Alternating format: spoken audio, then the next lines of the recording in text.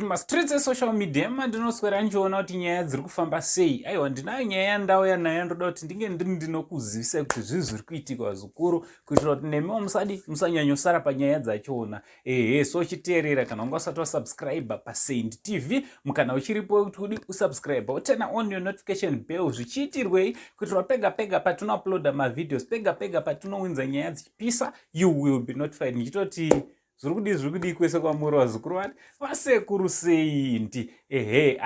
Ndatirega ndipfeke mashedzi because nyaya ndinayo haidi ndakatarisana nemi maziso anditi vazukuru zvinotora kunetsa. Nyaya yaDJ Shugeta anonzi nemusikana waidana naAnna chibhebhi iri kuratidza kuti iri kuramba ichingopisa mastreets esocial media zvokuti tatozonzwawo murandakadzi ane komentiwo yapawo panyaya iyoyi anditi andinoda kuti ndinge ndinokuzivisai vazukuru. Iye DJ Shugeta wachona atorelisa kambo kanziyo anditi atorelisa kanziyo karelisa nekavidhio kacho kari kutotrenda mumasocial media platforms. Ukaenda kupupa nekumainstagram kwese uko kariko kufacebook kupi kwese enda unokatsvaga unokawana. So DJ Shugeta maititi wazopa comment yekuti shuwa ukaona murume anonzi murume anenge Shugeta anditi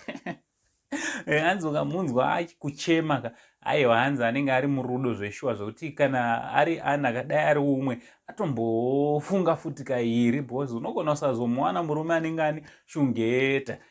Ndimaititi awo. So at the same time achiti but ukaona varume vane matama saShugeta hanzi ukaona varume vane matama saShugeta zvinogona kuita kuti kumwe kwachona uku kuzasi uku kune kusina shuga moto unenge uri mushoma. Saka mwana wevanhu anogona ari kutongorega hake kutaura kuti moto mushoma magetsi mashoma ndo zvandiri kutiza pana baba ava.